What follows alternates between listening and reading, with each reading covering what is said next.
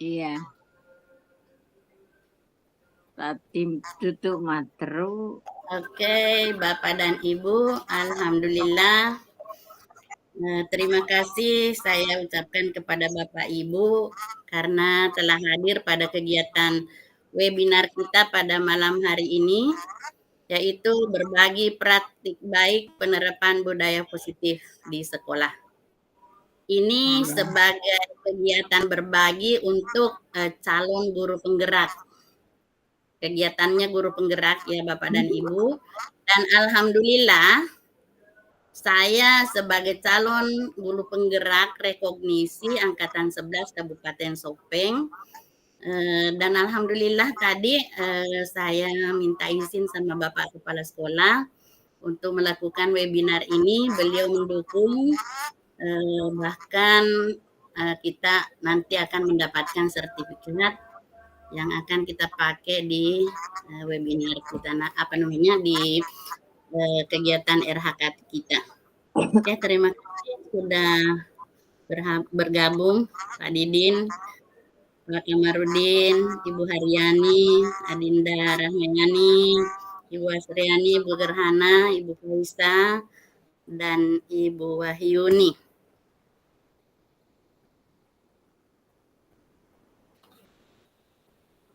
Oke, sudah banyak yang bergabung. Tadi ada Pak Tahir juga mau bergabung, tapi katanya belum dimulai. Saya bilang ya, undangannya jam 7 pas, Pak. Izin saya share screen Bapak dan Ibu.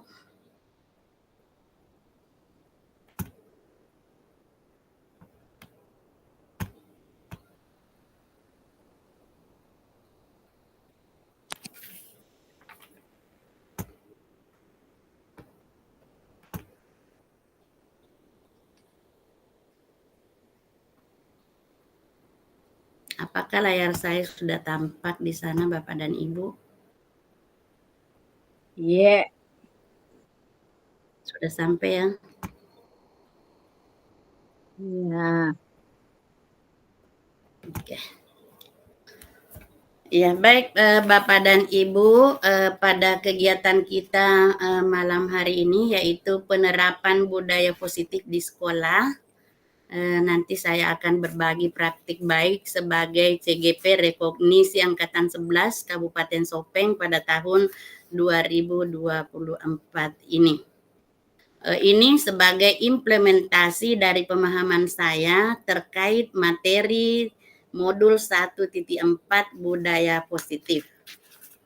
Namun sebelum kita lanjut ke materi, mari kita bersama-sama berdoa dulu. Kiranya kegiatan kita pada malam hari ini dapat berjalan dengan lancar dan bernilai pahala dari Allah Subhanahu wa Ta'ala. Berdoa dimulai.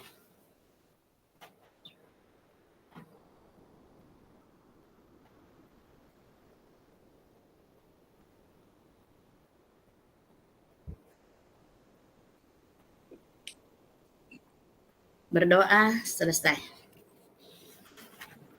Bapak dan Ibu,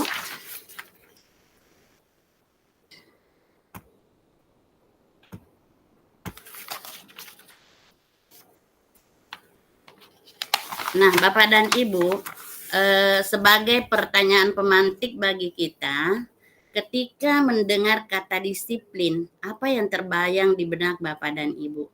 Apa yang terlintas di pikirannya Bapak Ibu?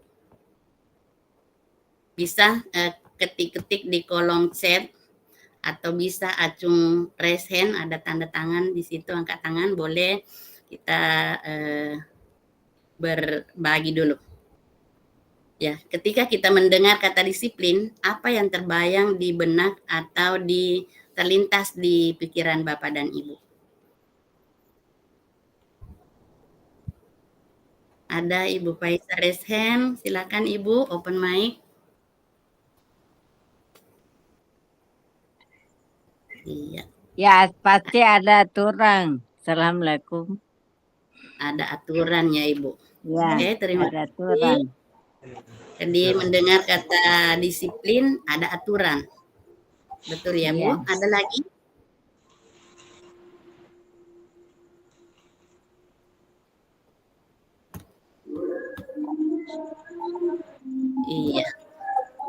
Bapak dan Ibu, bahwa ketika kita mendengar kata disiplin, ini dengan adanya tertib, adanya teratur, adanya patuh pada peraturan seperti tadi yang oleh dan tidak menutup kemungkinan di antara kita ada juga yang berpikiran bahwa disiplin itu identik dengan hukuman, identik juga dengan pemberian sanksi kepada siswa kita. Nah, seperti ketika siswa kita ada yang terlambat datang ke sekolah, biasanya kita berikan hukuman berdiri dulu, jangan belajar. Bahkan biasanya kita suruh anak-anak bersihkan dulu WC. Pada saat zaman kita dulu sekolah kan identik dengan hukuman, apalagi kalau pelajaran matematika tidak selesai berdiri sampai tahu. Bahkan kadang kita disuruh menjongkok di bawah kolong meja sebagai hukuman bahwa kita harus menyelesaikan tugas yang diberikan oleh ibu guru, ibu atau bapak guru. Dan ternyata Bapak Ibu, dari disiplin yang telah kita pahami tadi, sebenarnya dalam budaya positif itu kata disiplin menjadi sesuatu yang dilakukan oleh seseorang kepada orang lain itu mendapatkan kepatuhan. Ini semata-mata dilakukan untuk menjadikan siswa kita patuh pada tata tertib. Perlakuan inilah kita bisa kategorikan sebagai budaya positif atau pembiasaan positif yang diberikan kepada peserta didik kita. Nah, Bapak dan Ibu, hal ini juga sejalan dengan apa yang disampaikan oleh Bapak Pendidikan Nasional Ki Hajar Dewantara melalui tulisannya itu bahwa untuk menciptakan murid yang merdeka, utamanya adalah harus ada disiplin yang dimaksud adalah disiplin diri yang memiliki motivasi internal. Selamat bergabung Ibu Andieda.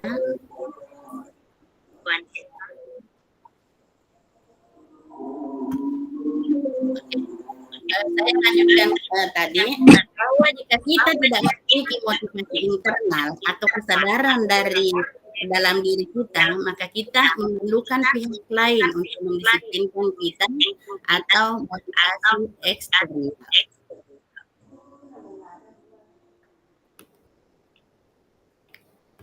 Bapak dan Ibu, apa yang diutarakan oleh Bapak Pendidikan Ki Hajar Dewantara ini pula sejalan dengan pandangan yang dikemukakan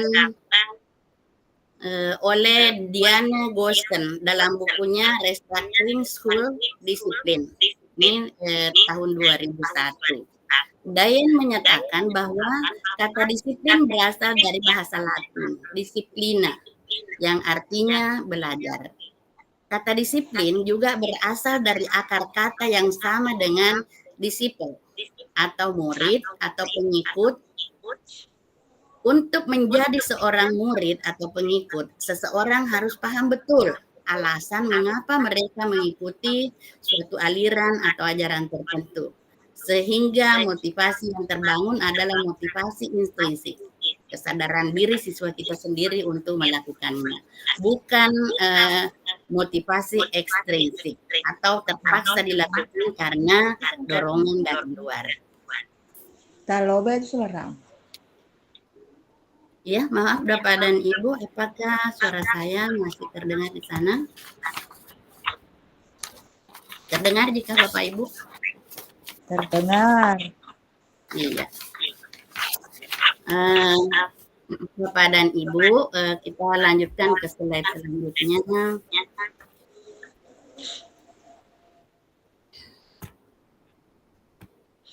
Nah, di sini kita lihat salah satu penerapan budaya positif di sekolah, yaitu pembuatan kesepakatan kelas.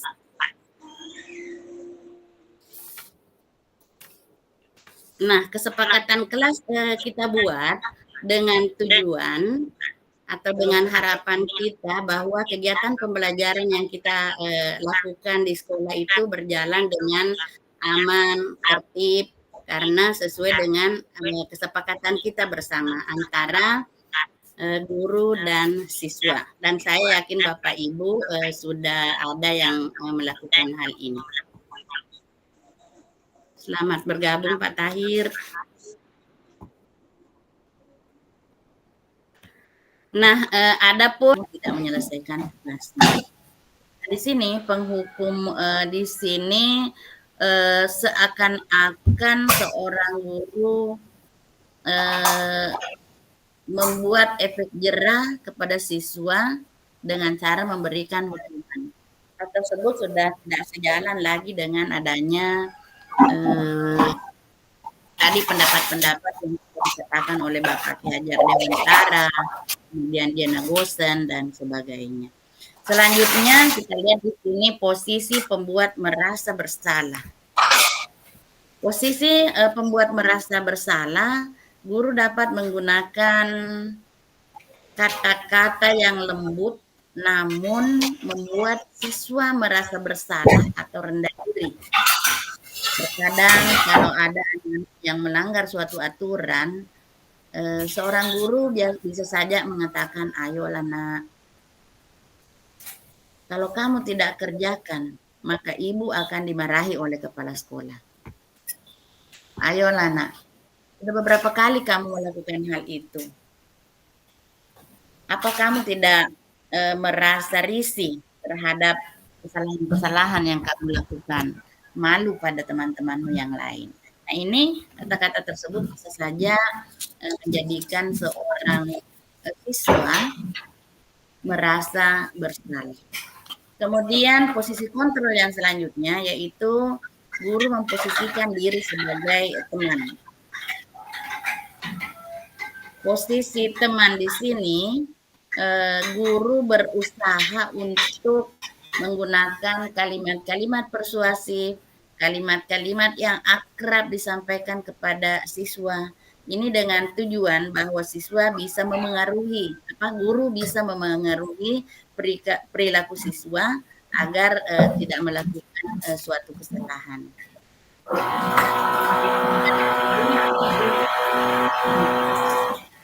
Mohon maaf, Bapak Arifai bisa di-mute dulu Bapak.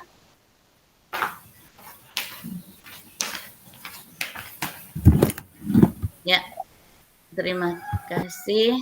Oke, terima kasih Pak karena trouble suaranya. Baik Bapak dan Ibu,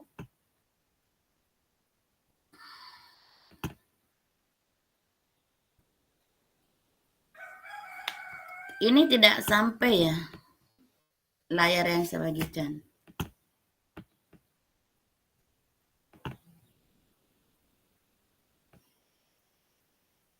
Oke, sudah nampak Bapak dan Ibu ya?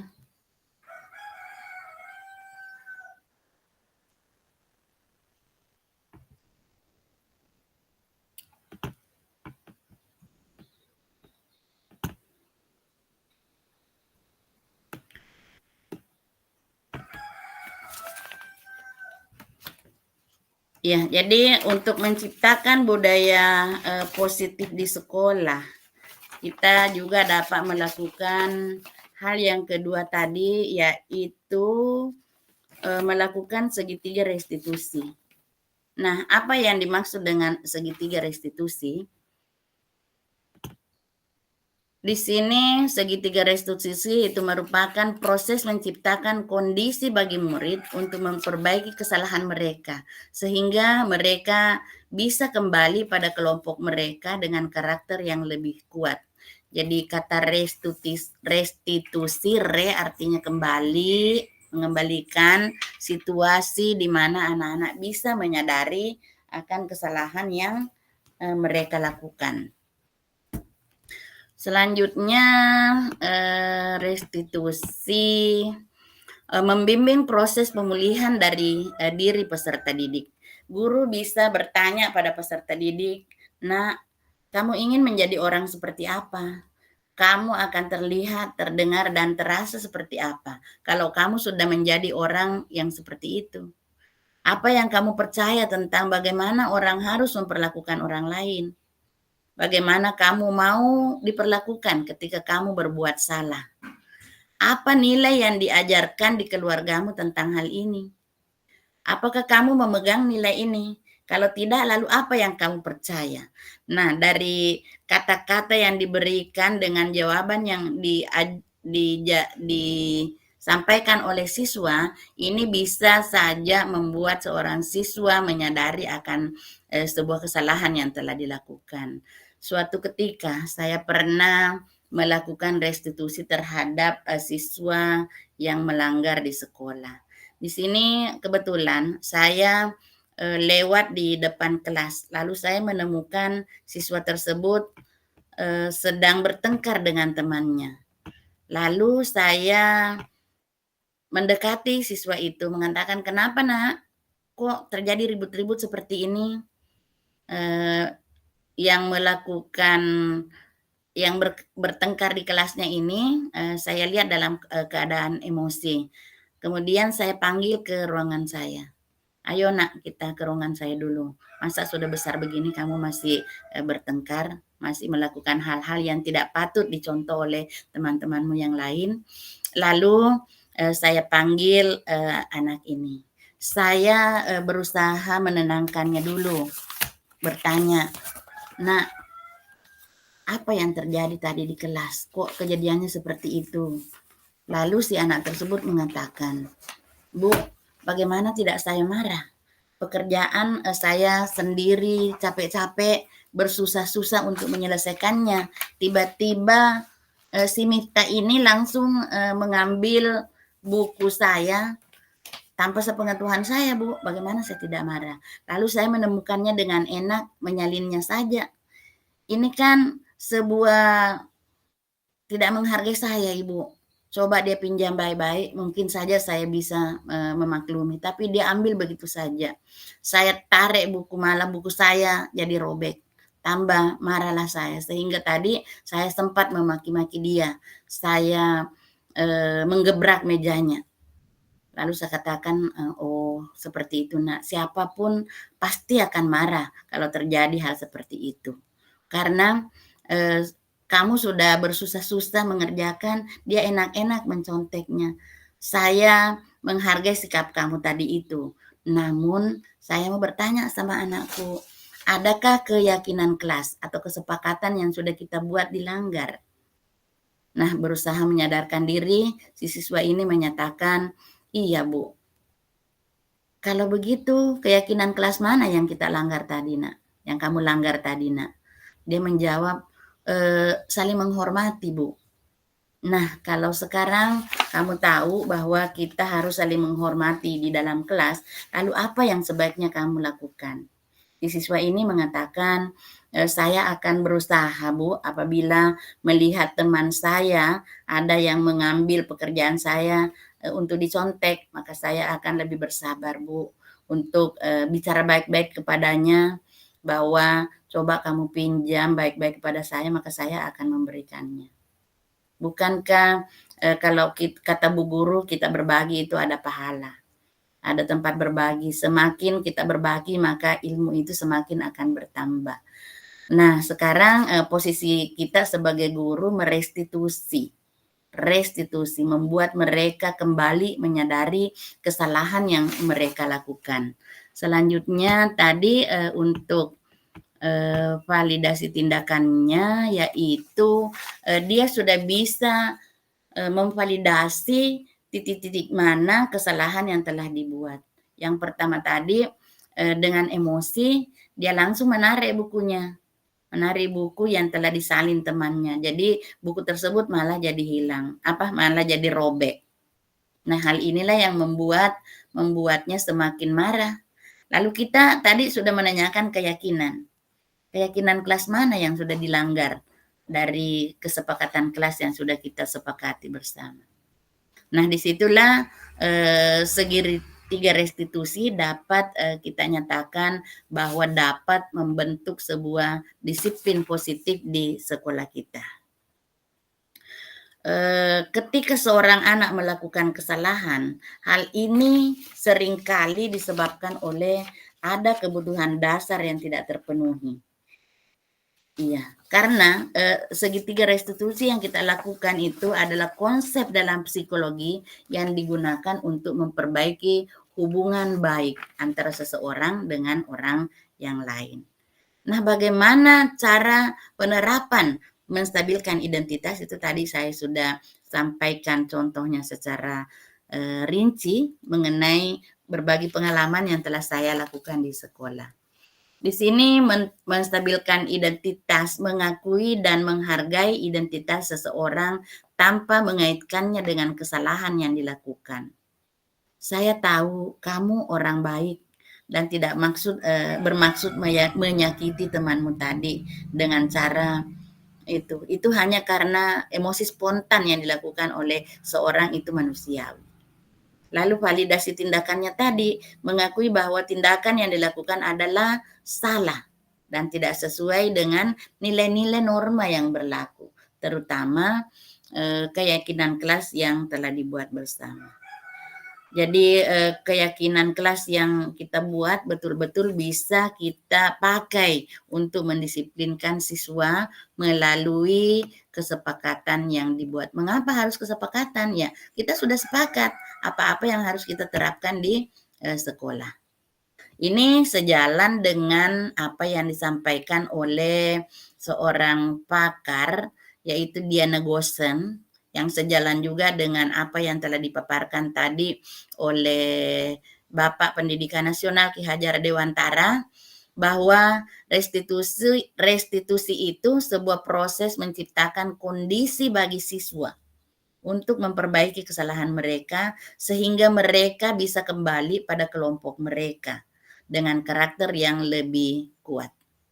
Adapun tujuannya ini menjadikan lebih memiliki disiplin positif dan memulihkan dirinya, kesadaran dirinya setelah dia berbuat kesalahan.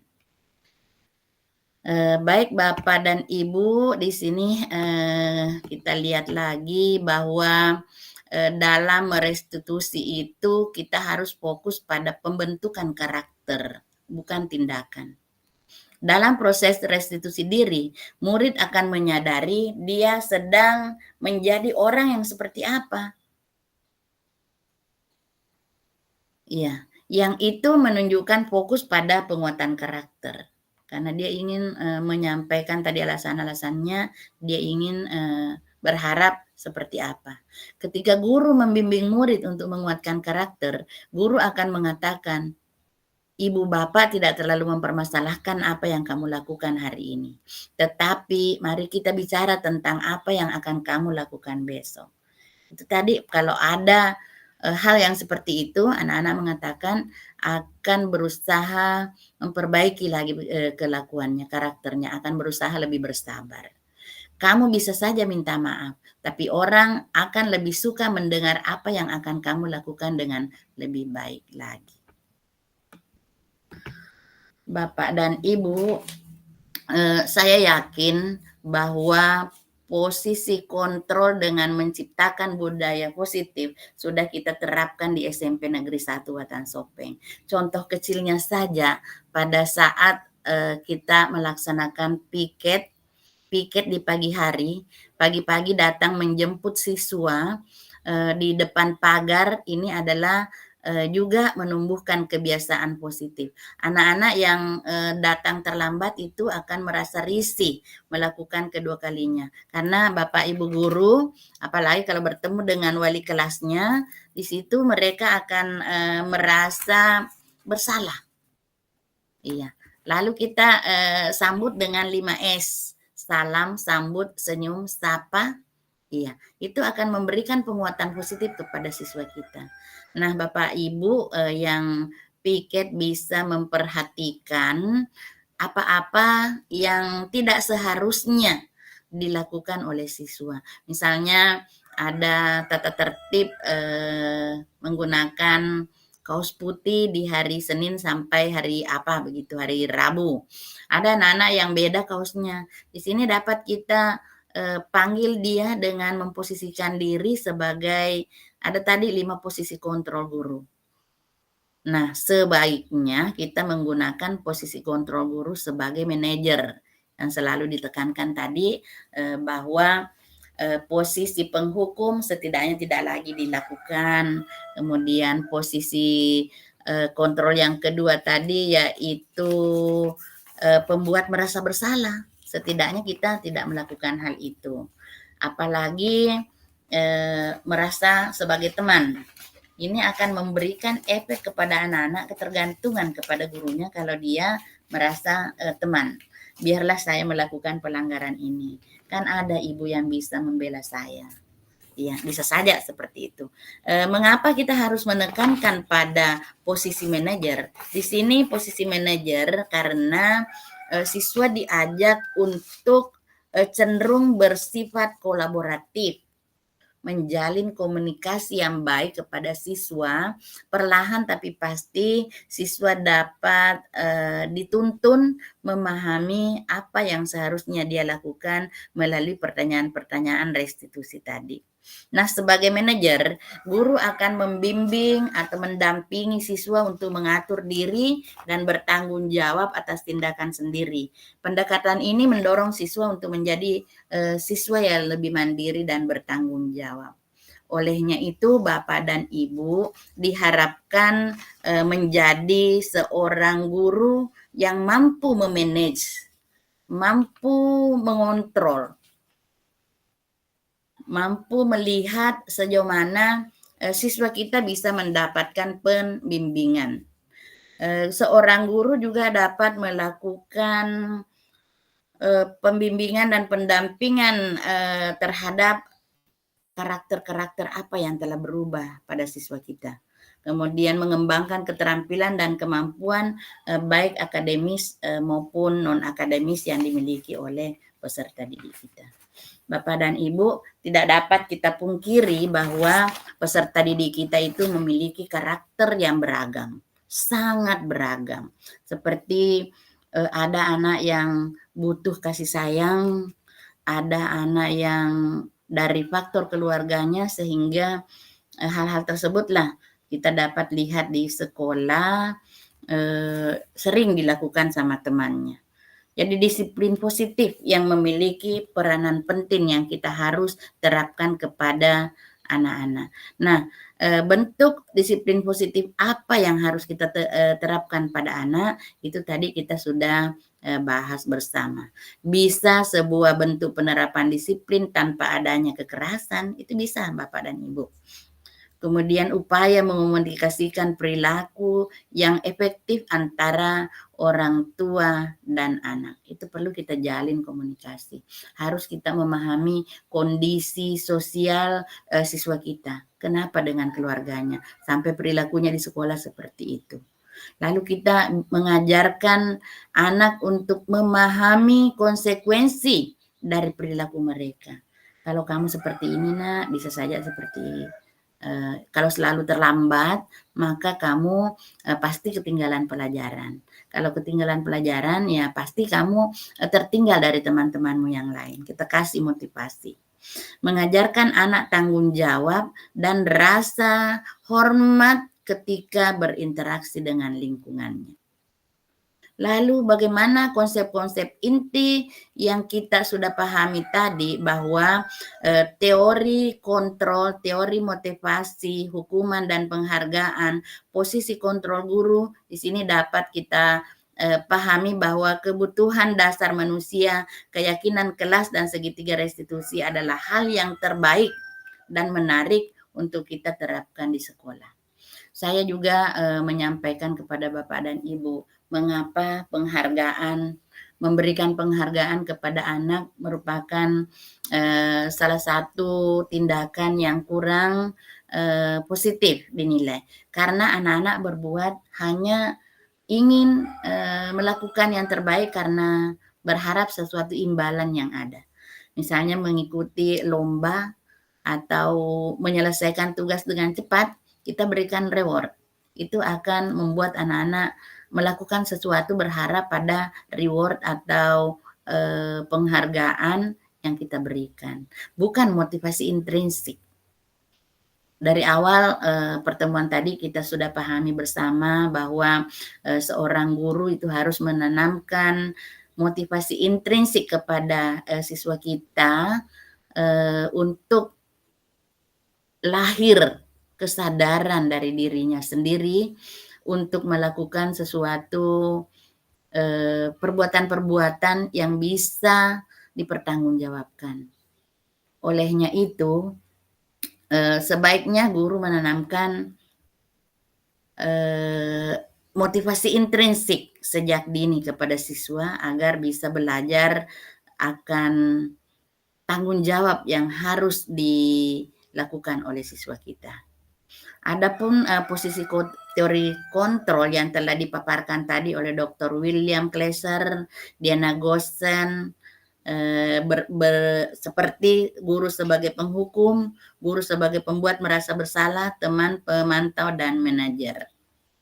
Bapak Ibu guru, di sini kita perlu memahami bahwa setiap orang itu membutuhkan 5 kebutuhan dasar. 5 kebutuhan dasar yang harus kita penuhi kepada siswa kita, yaitu adanya kebutuhan untuk bertahan hidup atau survival. Kemudian adanya siswa kita butuh kasih sayang dan rasa terima kasih. Ada love belonging. Kemudian ada penguasaan atau power. Anak-anak merasa ingin diakui keberadaannya, bahwa anak inilah bisa untuk ini. Setelah kita memahami karakteristik dari peserta didik. Lalu ada kebutuhan kesenangan. Nah, hal inilah yang mendasari Bapak dan Ibu sebagai guru apabila sudah memahami karakter peserta didik, barulah kita bisa membuat suatu langkah untuk mendiferensiasikan kebutuhan peserta didik kita. Bagaimana mendiferensiasikannya? Kita melihat kebutuhan apa yang mereka pahami. Ada siswa kita yang suka auditori, suka menonton. Nah, di situ kita buatkan bahan ajar yang bisa mereka gunakan untuk memahami materi kita. Maaf, bukan auditori, tapi media audiovisual. Di situ kita tayangkan film-film, anak-anak bisa menyaksikan karena dia suka visual. Kalau auditori kita siapkan rekaman-rekaman berupa suara untuk anak-anak bisa menyimak dan memahami materi yang disajikan melalui itu tadi, melalui rekaman yang kita persiapkan. Dan tidak dipungkiri ada anak-anak yang kita temukan dalam proses pembelajaran itu, anak-anak terkadang cenderung diam saja, tidak suka berbicara. Nah, inilah karakternya dia. Kalau dia suka diam, maka maksimalkanlah potensinya dia untuk bisa membuat tulisan-tulisan. Seorang guru bisa melihat sisi positif yang bisa dikembangkan oleh anak ini. Ada anak yang cepat tanggap untuk berbicara, namun tidak suka menulis. Ini kita suruh nanti menyampaikan pekerjaannya secara lisan di depan kelasnya. Ya, banyak hal yang kita bisa lakukan untuk memaksimalkan potensi peserta didik kita, Bapak dan Ibu. Salah satu contoh penerapan disiplin positif yang saya lakukan di SMP Negeri 1 Watan Sopeng, yaitu memberikan kesempatan kepada anak-anak untuk membuat jurnal. Nah, di jurnal tersebutlah anak-anak bisa menuangkan, bisa mengkreasikan apa yang mereka bisa publikasikan. Anak-anak yang suka menulis tadi hanya diam, ya di situ dia menuliskan kenapa apa yang apa yang bisa dia tuangkan melalui ide-idenya. Apalagi sebagai contoh, saya seorang guru bahasa Indonesia sering membawa anak-anak untuk belajar di luar. Bisa saja dia mengingat bahwa pada saat ibu guru membawa saya ke Taman Kalong, nah Taman Kalong yang saya akan ungkapkan menjadi sebuah tulisan. Begitu pula Villa Juliana atau pekuburan Jerak Lompoe. Itu mereka bisa tuangkan dengan mudah.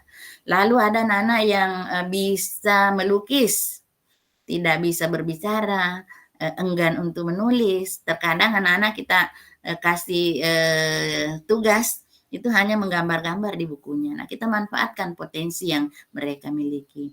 Anakku, terkait pelajaran yang saya ajarkan sekarang, kamu boleh menggambarkan anak apa yang kamu pahami tentang materi yang saya berikan. Nah, di situ di dalam penerapan metode berdiferensiasi yang saya lakukan, anak-anak banyak yang membuat karikatur-karikatur. Dari karikatur yang sudah dia buat nantinya itu bisa memancing dia untuk menceritakan, anak, apa makna di balik karikatur yang kamu buat. Itu dia akan menceritakan dengan lancar karena sesuai dengan minatnya. Kita penuhi kebutuhan dasarnya. Lalu ada anak-anak yang hobi kesenian, menyanyi. Iya, kita di SMP 1 Bapak dan Ibu, alhamdulillah anak-anak kita penuh dengan prestasi. Jangan paksakan untuk tertuju pada apa yang kita maui. Berikanlah kebebasan kepada siswa kita sesuai dengan bakat, potensi yang dia bisa ungkapkan. Sehingga pembelajaran aman, nyaman di dalam kelas dapat terwujud. Kenapa saya pastikan seperti itu? Karena anak-anak merasa terpenuhi rasa yang diinginkannya. Iya, terpenuhi akan kebutuhan yang dia sukai. Dia suka olahraga, ya suruh dia menceritakan. Kalau kita menyuruh anak kita membuat tulisan deskripsi, nah bermain bola kamu tulis dalam bentuk deskripsi. Deskripsikan, gambarkan bagaimana situasi yang kamu alami pada saat mengikuti kegiatan itu.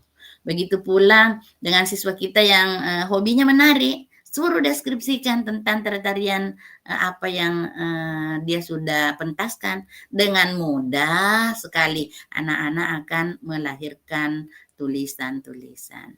Itulah tadi yang mendasari di SMP Negeri 1 Watan Sopeng.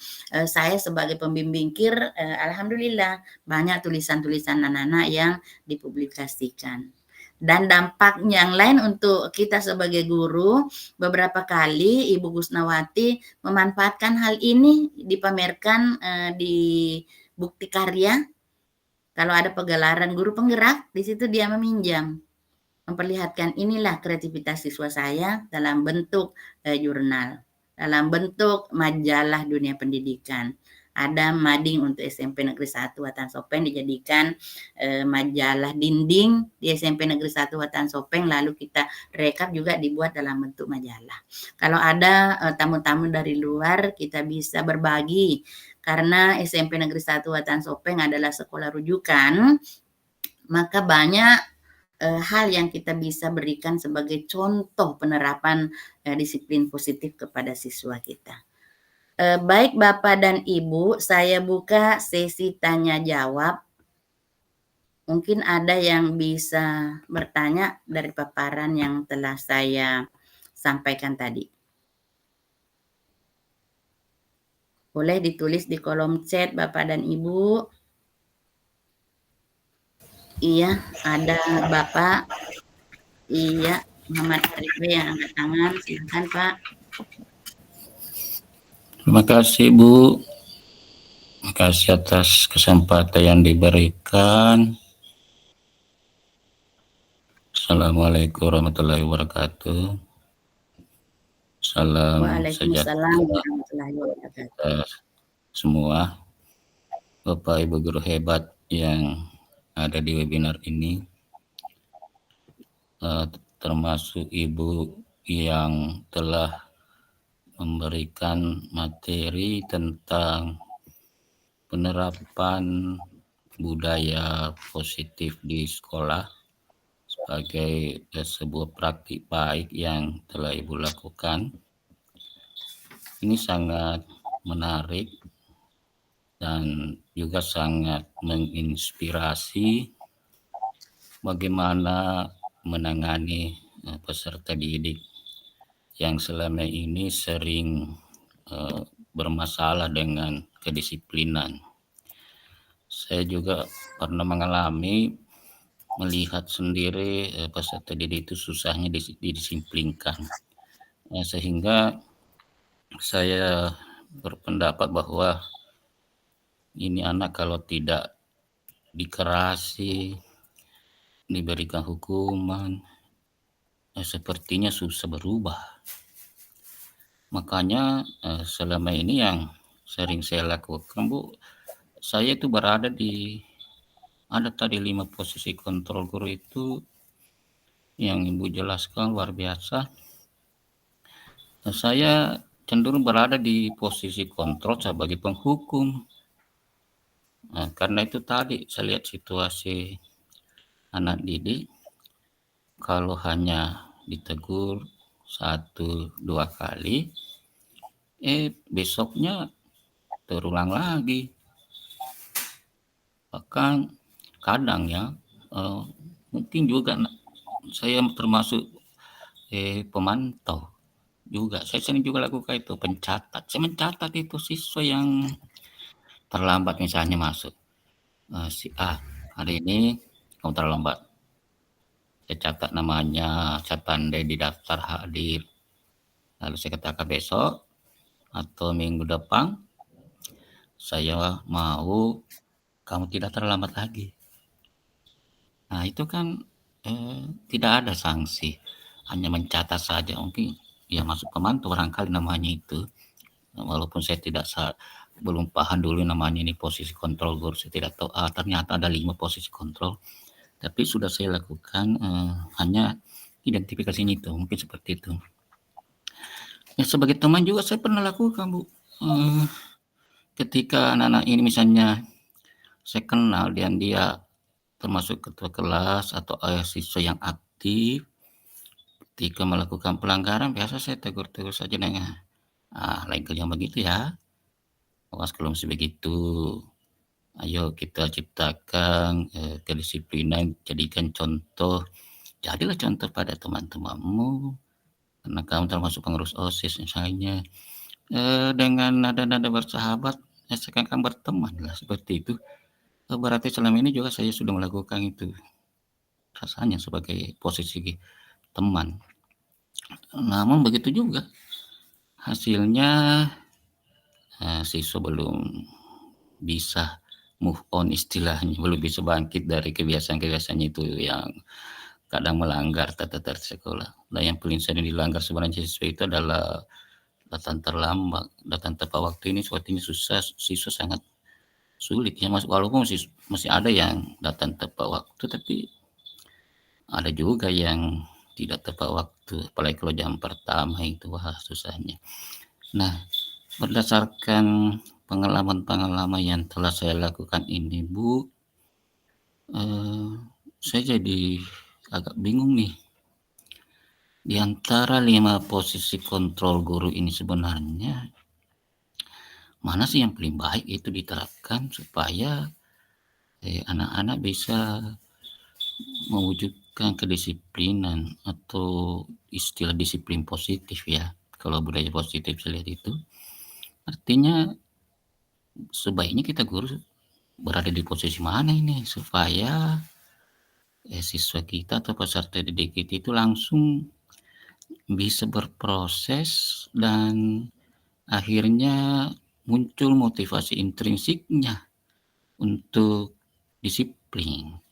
Ini tentu yang diharapkan bagi kita semua guru, tentunya adanya motivasi intrinsik dari peserta didik kita ya, bukan hanya eksternal, sehingga mereka bisa sadar sendiri, artinya tidak perlu kita selalu bersusah payah tiap hari menegur, kan harus habis energi saja itu, apalagi kalau kita memiliki riwayat tensi yang tinggi cenderung marah kan, nah ini bisa memancing.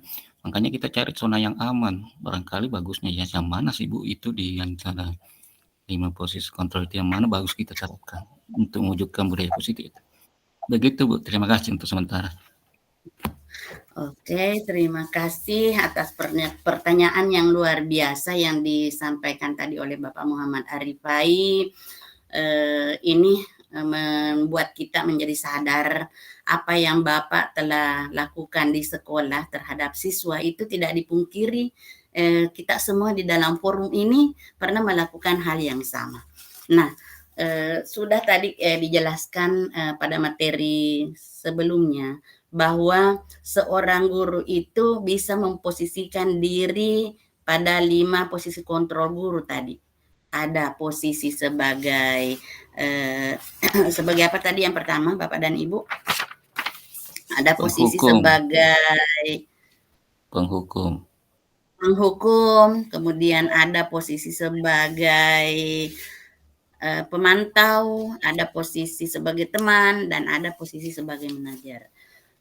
Itu apa yang Bapak Pak Rifai tadi sudah lakukan di kelas, itulah sebenarnya tidak salah karena upayanya Bapak untuk mendisiplinkan siswa.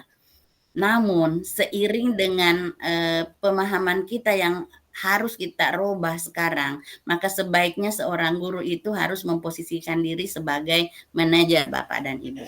Sebisa mungkin kita tidak melakukan lagi posisi sebagai seorang penghukum, kemudian sebagai teman. Saya sudah uraikan tadi penjelasannya panjang lebar di sini bahwa kalau seorang guru sebagai penghukum ini cenderung membuat anak-anak tersakiti dan merasa dendam. Itu membuat karakter peserta didik akan tidak terbangun secara positif atau secara baik. Kemudian kalau Bapak Ibu guru menerapkan pembuat merasa bersalah, nah ini anak-anak akan merasa bersalah. Kalau kita katakan, ayo anak, kenapa kamu keluar berkeliaran di saat ibu mengajar, di saat Bapak Ibu guru mengajar. Kalau kamu dilihat oleh kepala sekolah, nah kan ibu yang bisa dimarahi. Ini seakan-akan membuat menekan anak-anak untuk merasa bersalah. Sehingga motivasi intrinsik tidak terbangun dengan sempurna. Anak-anak akan merenungkan, kok saya bisa membuat seperti itu, sehingga ibu guru nanti dimarahi oleh kepala sekolah. Lalu ada posisi sebagai teman Bapak ya. Sebagai teman, nah ini kita akan membuat peserta didik kita seakan-akan tergantung kepada kita. Ayolah nak, kamu lakukan hal ini demi ibu guru. Kasihan ibu guru mengajari kamu tiap hari, masa kamu tidak paham-paham juga materinya. Nah ini sebagai teman. Jadi anak-anak akan merasa kalau saya lakukan seperti ini, maka ibu guru pasti senang. Nanti akan melakukan hal tersebut kalau anak-anak itu melakukan apa yang diinginkan oleh ibu gurunya. Begitu pula dengan pemantau. Bapak tadi sudah paparkan bahwa saya sering mencatat, kamu sekian kali terlambat, kamu sekian kali tidak menyetorkan tugas. Ini hanya pemantau, dipantau saja tanpa ada akhir dari solusi yang diberikan kepada siswa. Nah makanya saya ajak kepada Bapak dan Ibu untuk menciptakan budaya positif di sekolah, marilah kita memposisikan diri sebagai manajer. Manajer di sini apa maksudnya Bapak dan Ibu? Bahwa kita sebagai seorang guru harus sebisa mungkin bersikap kolaboratif kepada siswa. Memperhatikan komunikasi yang baik kepada siswa. Ini untuk menemukan solusi dari masalah perilaku yang dilakukan oleh siswa. Misalnya pelanggaran-pelanggaran tadi, melanggar datang ke sekolah, tidak datang tepat waktu, ada yang tidak tepat waktu juga menyetorkan tugas. Nah, di sini sebagai manajer, guru akan membimbing siswa untuk mengatur diri dan bertanggung jawab melalui kesepakatan kelas disiplin positif yang kita buat bersama sebelumnya. Pendekatan ini Bapak dan Ibu mendorong siswa untuk menjadi lebih mandiri dan bertanggung jawab. Kita melakukan restitusi, memposisikan diri sebagai guru yang memanajer siswa dengan melakukan pendekatan restitusi ini malah lebih baik hasilnya Bapak dan Ibu. membuat siswa terbangun rasa intrinsiknya, rasa kesadaran dari dalam dirinya sendiri untuk mengakui bahwa oh tadi saya sudah melakukan sebuah kesalahan. Kita tanya lagi, keyakinan apa yang anak-anakku telah langgar? Tadi melanggar disiplin kalau dia terlambat, melanggar apa namanya melanggar saling menghormati kalau dia langsung memukul temannya atau bertengkar dengan temannya. Nah di sini perlunya kita memahami bagaimana seorang guru memposisikan diri di dalam mengambil sebuah tindakan. Bapak Arifin, terima kasih tadi sekali lagi saya tekankan bahwa kalau memilih posisi kontrol sebagai manajer, maka kita akan memberikan pertanyaan-pertanyaan kepada siswa kita sehingga siswa menemukan solusi dari aturan-aturan atau keyakinan-keyakinan kelas yang telah dibuat bersama. Kalau dia terlambat ke sekolah, apa yang akan kamu lakukan anak? Supaya tidak terlambat lagi ke sekolah. Hal yang anak-anakku lakukan itu manusiawi. Siapapun pernah melakukan hal yang sama. Olehnya itu, Ibu maklumi, Bapak maklumi untuk kali ini. Lalu apa yang harus kita lakukan selanjutnya? Ini anak-anak bisa bertanggung jawab dengan apa yang disampaikannya. Terus ada Ibu Nurjana mengetik di kolom chat, bagaimana Bu merestitusi siswa yang nakal? Restitusi. Restitusi itu mengembalikan anak-anak ke posisi akan kesalahannya.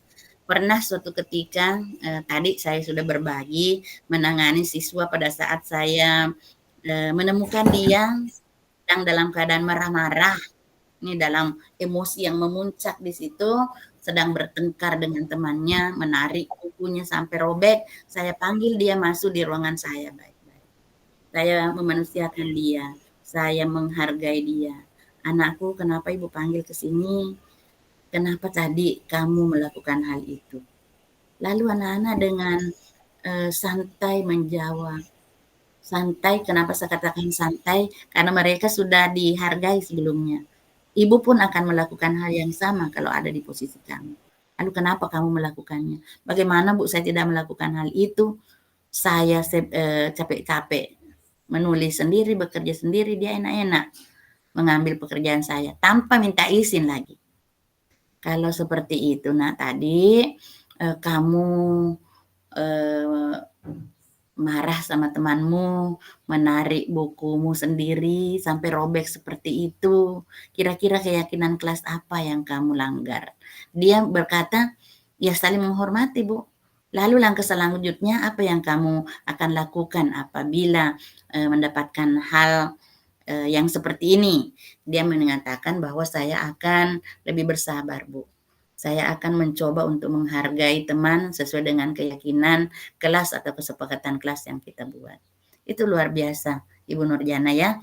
Kalau kita mencoba menerapkan posisi metode restitusi kepada siswa yang nakal. Memang tidak semudah membalikkan telapak tangan. Olehnya itu perlu juga kita komunikasikan dengan beberapa pihak. Dari awal saya juga sampaikan kita sebagai seorang guru perlu memahami karakteristik dari peserta didik kita, termasuk karakteristik dari lingkungan siswa itu. Karena tidak dipungkiri siswa yang bermasalah di sekolah itu mereka bawa dari rumahnya. Iya, Bapak dan Ibu. Ada Ibu Erni Lisa, bagaimana cara menyusun kesepakatan kelas agar siswa bisa disiplin? Iya, luar biasa Ibu Lisa. Sempat tadi saya tayangkan ya sebuah videonya, saya mencoba untuk membuat penerapan kesepakatan kelas di awal pertama kita masuk memberikan materi pembelajaran. Di situ saya mencoba membangun suasana energinya siswa dengan memberikan pertanyaan-pertanyaan pemantik. Apa kabar anak-anakku hari ini? Luar biasa, sehat semua ya. Ibu lihat anak-anakku pada bersemangat semua. Sebelum mengawali kegiatan pembelajaran, kita buat dulu kesepakatan kelas ya nak. Siap semuanya? Siap Bu. Nah, setiap siswa saya berikan kesempatan untuk mengemukakan idenya apa yang anak-anakku inginkan ketika pembelajaran kita nanti berlangsung. Nah, di situ anak-anak kita bagikanlah post-it atau bisa saja kita suruh anak-anak ke depan papan tulis ya menuliskan ide apa yang mereka akan tuliskan. Nah, ada yang menuliskan jangan menggunakan handphone Bu kalau pembelajaran berlangsung ini mengganggu.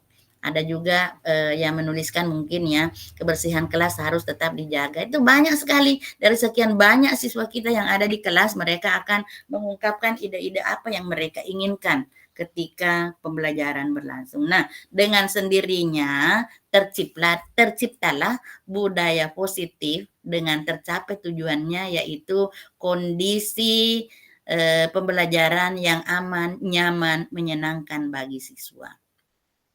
Ini lagi bagaimana Bu cara menyusun kesepakatan kelas agar siswa disiplin? Ya, sudah saya jawab ya Ibu Lisa. Di sini pembiasaan budaya disiplin terkadang anak-anak juga mengatakan kepada saya, Bu, bagaimana kalau kita belajar di luar kelas? Iya, tidak apa-apa Bapak dan Ibu, kita diferensiasikan suasana kelas. Jangan melulu di dalam kelas terus. Anak-anak bisa saja merasa bosan, bisa saja merasa pengap, apalagi kalau jam-jam terakhir. Ini kemarin kepada Bapak Kepala Sekolah, saya membelajarkan anak-anak di luar kelas, di gazebo depan kelas ya Bapak dan Ibu, ada di depan sekolah itu gazebo, pada jam 1 siang. Kebetulan saya memberikan materi tentang podcast. Anak-anak ditantang untuk memahami dulu materi, lalu dibuatlah sebuah podcast. Nah, anak-anak di sini juga nampak diferensiasinya Bapak dan Ibu. Ada anak-anak yang menulis saja pemahamannya tentang kekerabatan, kebetulan materi kekerabatan. Ada anak-anak yang membrowser di internet karena saya berikan kesempatan mereka menggunakan media untuk membrowser sebanyak-banyaknya informasi yang mereka bisa dapatkan. Jadi kita sebagai guru hanya memfasilitasi mereka. Ada yang melihat langsung contoh di situ bagaimana membuat podcast. Ya di situ dalam waktu 2 jam pelajaran, 1 jam untuk mencari referensi, kemudian pada jam berikutnya, anak-anak tadi kan sebelumnya saya buat kelompok. Ada yang minta izin, Bu, saya mau ke lapangan sekolah untuk melihat apa yang bisa saya ambil bahan sebagai materi podcast nanti. Iya, jadi luar biasa Bapak dan Ibu kalau kita mampu memanage, mampu menempatkan diri dan mampu memahami kebutuhan belajar peserta didik itu, yakin semua akan tercipta budaya positif yang baik. Pertanyaan, jika siswa tidak taat pada keyakinan kelas, bagaimana tindakan kita Bu sebagai guru di kelas? Iya, tidak menaati keyakinan yang telah kita buat bersama, sepakati bersama. Jadi sebagai seorang guru kita lagi memposisikan diri kita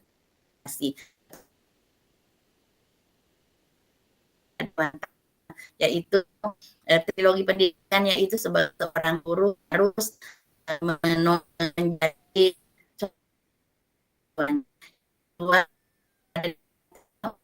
senantiasa mendorong siswanya dan harus selalu menjadi inspirasi bagi siswanya. Bapak dan Ibu, nah di sini kita posisi tadi itu mengontrol siswa.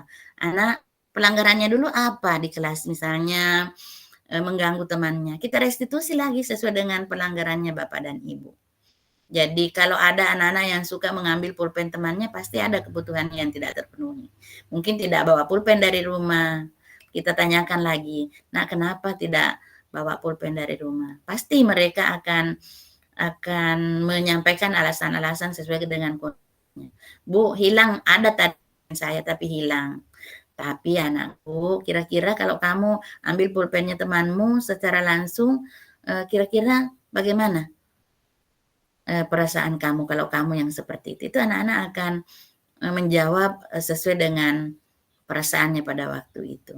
Ibu juga pernah berada di posisi itu, kehilangan pulpen. Tapi apa yang Ibu lakukan? Ibu pinjam baik-baik. Jadilah contoh yang baik ya. Bapak Ibu guru samping memanage juga harus menjadi contoh yang baik bagi anak murid kita. Ingat Bapak dan Ibu bahwa murid kita itu punya potensi yang luar biasa. Tinggal bagaimana guru membimbing mereka untuk menemukan potensinya. Tidak mungkin seekor ular akan dipaksa terbang seperti burung, ya Bapak dan Ibu. Nah, burung kalau dibiarkan lepas terbang dengan sendirinya, dengan gayanya masing-masing. Begitu pula dengan ular melata, tetapi dengan tujuan yang sama, itu mereka bisa menemukan kesebahagiaan dirinya, bisa menemukan jati diri yang sebenarnya dengan kondisi karakter yang mereka miliki. Olehnya itu, menumbuhkan budaya positif di sekolah tidak terlepas dari peran kita sebagai seorang guru. Tidak ada anak-anak yang nakal, tidak ada anak-anak yang bodoh. Hanya saja belum menemukan tindakan tepat, pembinaan tepat dari gurunya untuk menuntun mereka menemukan apa yang seharusnya dia inginkan. Nah, olehnya itu mudah-mudahan posisi kontrol yang sudah kita bahas tadi bisa kita posisikan diri sebagai manajer. Pertanyaan muncul, iya, bagaimana mau menjalankan posisi kontrol sebagai manajer bagi siswa yang terlambat masuk kelas? Iya, terlambat masuk kelas. Pernah suatu ketika saya melakukan restitusi ya, Bapak dan Ibu, kepada siswa yang sering datang terlambat. Saya panggil lagi ke ruangan saya. Namanya Pak Ik. Pak Ik, mendengar catatan dari guru BK, Ibu mendapatkan informasi kamu selalu terlambat. Nah, bahkan di catatan absen ini sudah 7 kali kamu tidak terlambat datang ke sekolah.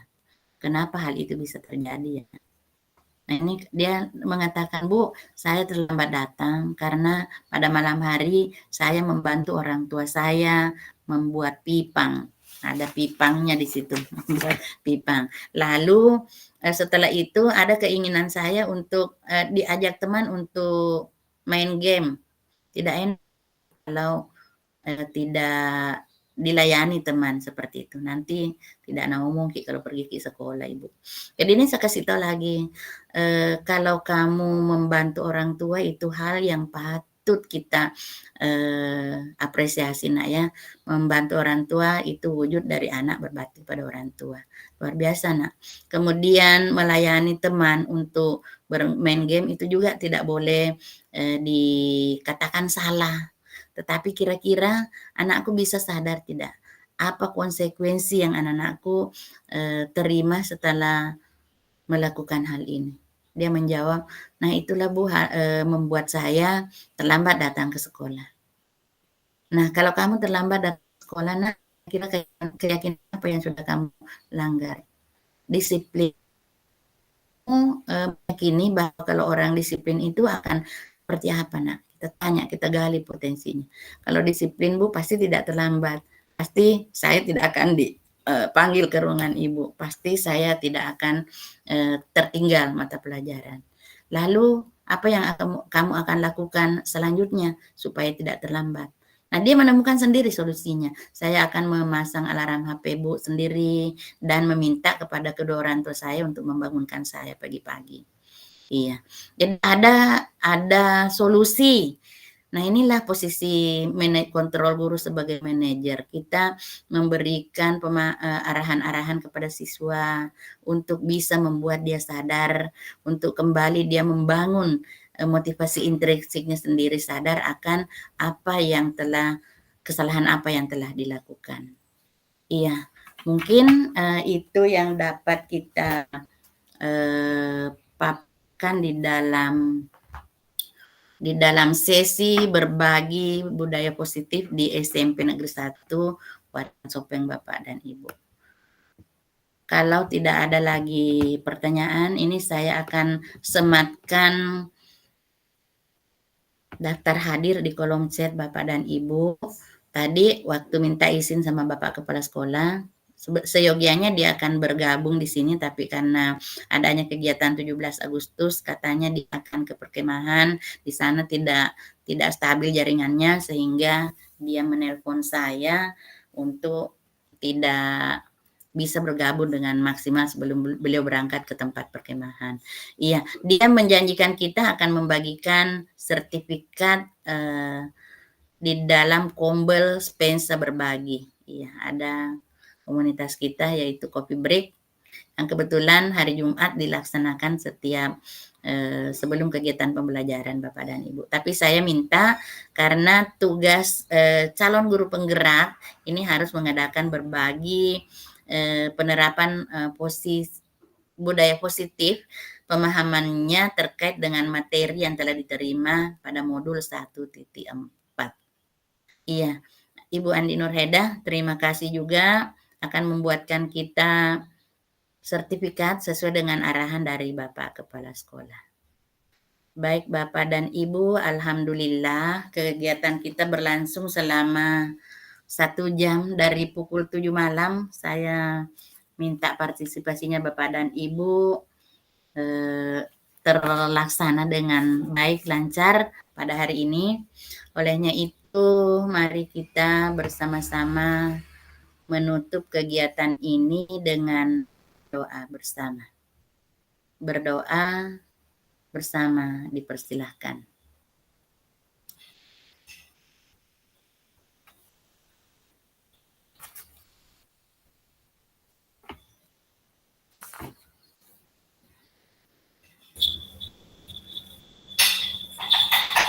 Amin, amin, amin.